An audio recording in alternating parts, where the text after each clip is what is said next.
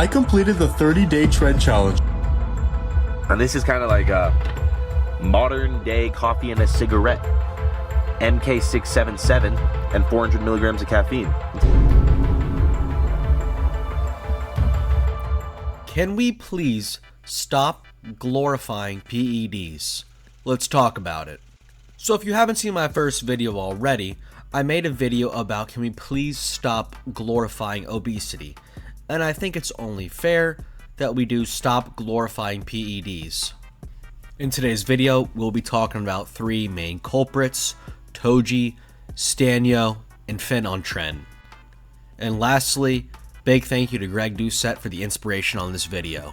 Now, let's hop into it. And coming in first on the list, we have Toji. And this is kind of like a modern day coffee and a cigarette. MK677 and 400 milligrams of caffeine. So coffee and a cigarette is supposed to suppress your appetite, and I'm not exactly sure how this combination would do so. So not only is it just awful that he's promoting MK677, which is a growth hormone secretagogue, and it's only a research chemical, but this is also just blatantly wrong information. MK677 will boost the living crap out of your appetite, while the caffeine from the energy drink would just suppress it. So why would you do that? Why would you take MK before a workout? This just seems like a recipe for disaster, not only for your health, but for your workout. They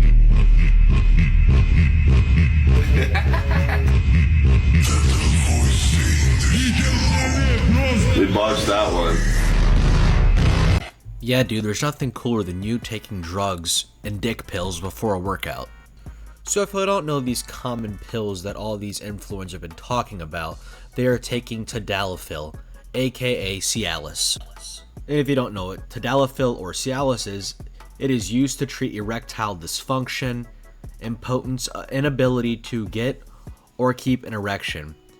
Yeah, dude, I don't think you need to be taking that when you're 20 years old, nor promoting that to your young and impressionable audience. Yeah, it can give you a nice increase in pump at the gym, but I don't think you need to be taking penis pills.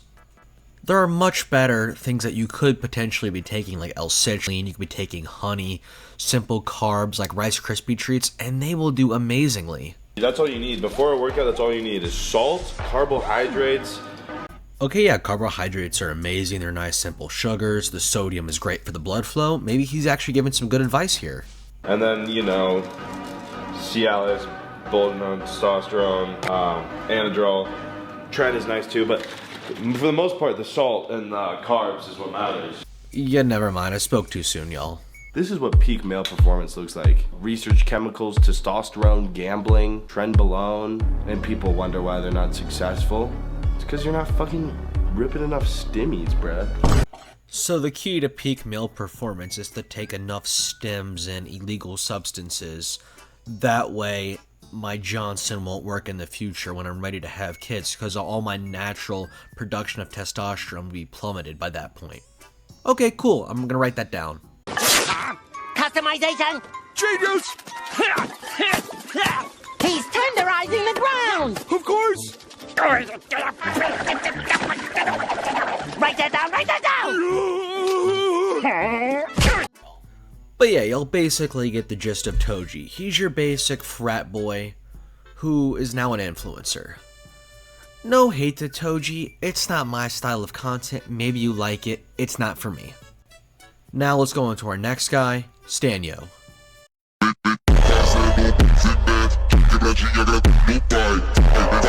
Again, what is so epic of deserving a montage of you taking dick pills for erectile dysfunction and you posing and flexing about it? Look, man, old men take these pills all the time. You don't see them flexing about it in the gym.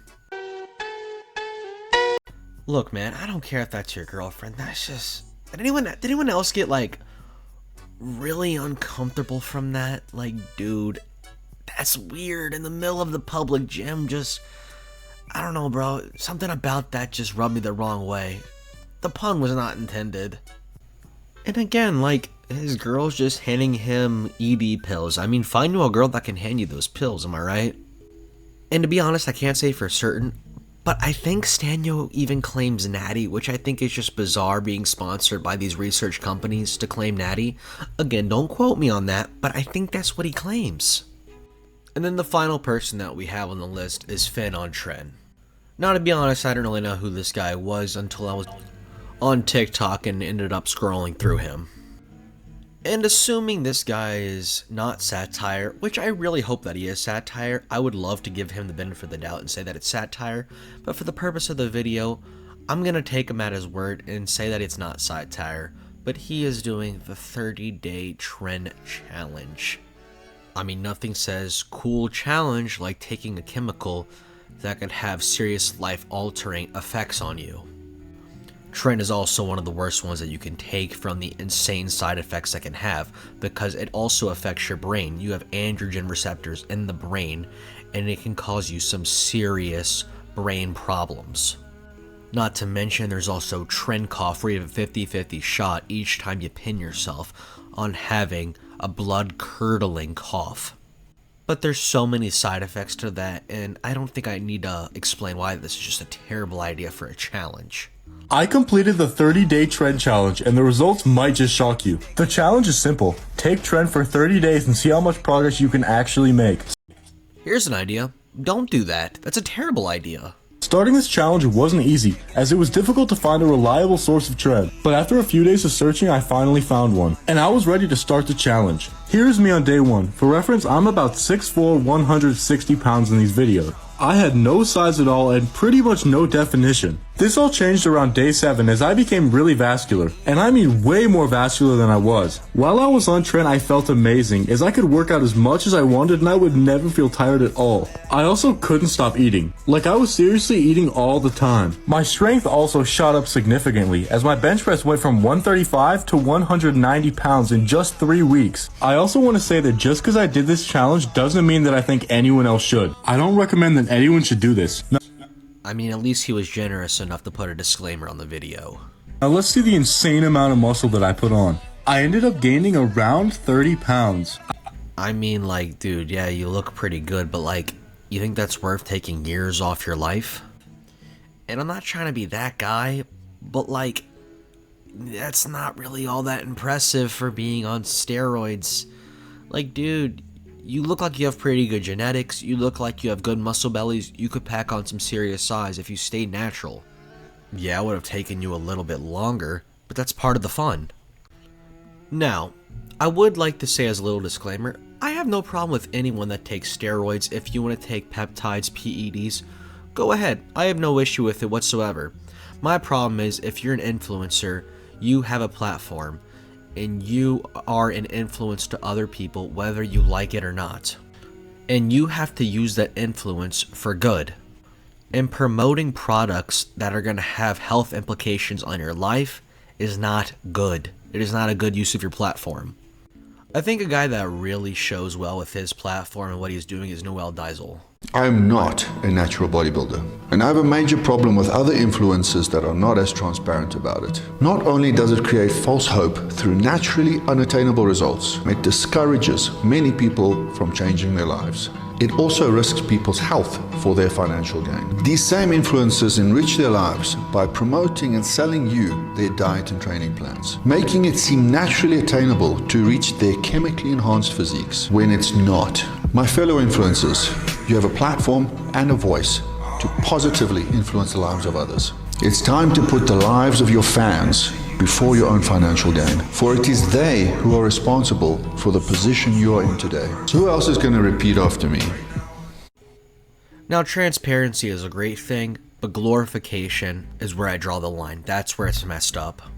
And you're probably asking me, well, Jacob, why would these people have any instances to glorify it?